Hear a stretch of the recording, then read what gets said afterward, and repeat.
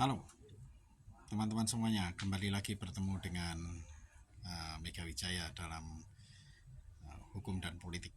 Uh, Pada hari ini saya mau membahas mengenai profil seorang calon negarawan yang kira-kira nanti berpotensi untuk memimpin negara Indonesia ini. Saya hari ini mau mengambil topik mengenai Profesor Mahfud MD. Ya, menurut pandangan saya, ya, Profesor Mahfud MD ini mempunyai kapasitas untuk memimpin negara Indonesia ini. Ya, kenapa kok mempunyai kapasitas? Nah, ada beberapa hal pertimbangan menurut saya. Yang pertama adalah dia bergelar profesor, artinya secara objektif dia ini diakui oleh khalayak umum adalah sebagai seorang yang pintar. Itu poin nomor satu.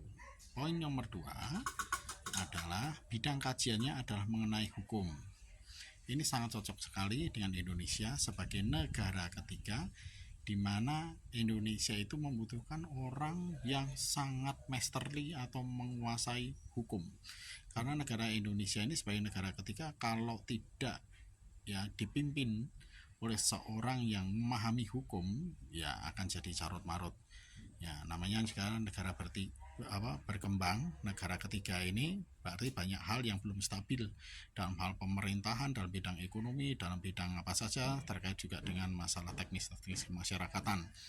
Itu memerlukan orang yang mempunyai kapasitas di bidang hukum yang sangat kuat sekali.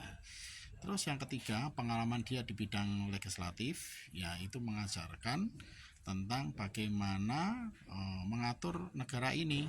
Jadi secara kenegaraan atau keilmuannya itu dari lapangan teori itu sudah cukup mencukupi untuk Pak Profesor Mahfud MD ini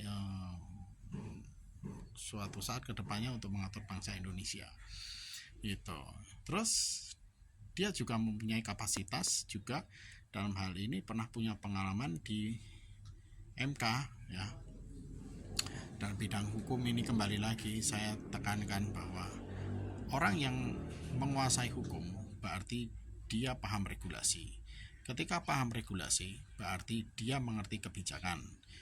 Bagaimana kebijakan itu dibentuk, bagaimana kebijakan itu diproses dan lain sebagainya, sudah pasti Pak Profesor Mahfud MD mengerti akan hal itu.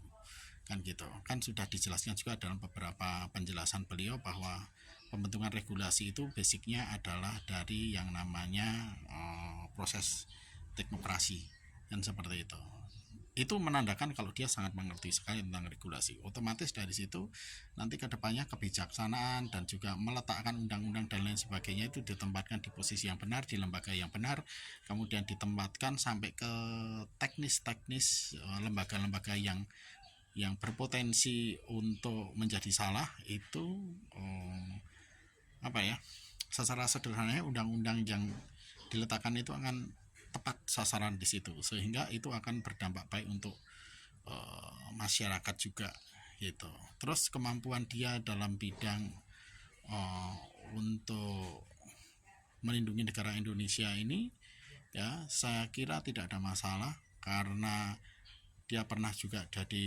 Menteri Pertahanan juga, Menhan, dan dia juga paham regulasi hukum, jadi saya kira tidak ada masalah. Lalu juga dengan masalah korupsi, ya dengan adanya undang-undang perampasan aset yang kemarin sempat disampaikan di DPR, walau sampai hari ini juga belum di apa ya, belum disetujui oleh DPR. Mungkin di situ juga ada banyak hal ya yang menjadi kendala, tapi saya percaya ketika nanti Pak Profesor Mahfud MD menjadi wakil presiden negara Republik Indonesia, itu ada kemungkinan undang-undang perampasan aset untuk para kopter akan dilakukan, dan juga kebijaksanaan-kebijaksanaan yang terkait juga dengan hubungan internasional ya, tentang bagaimana batas wilayah dan juga tentang bagaimana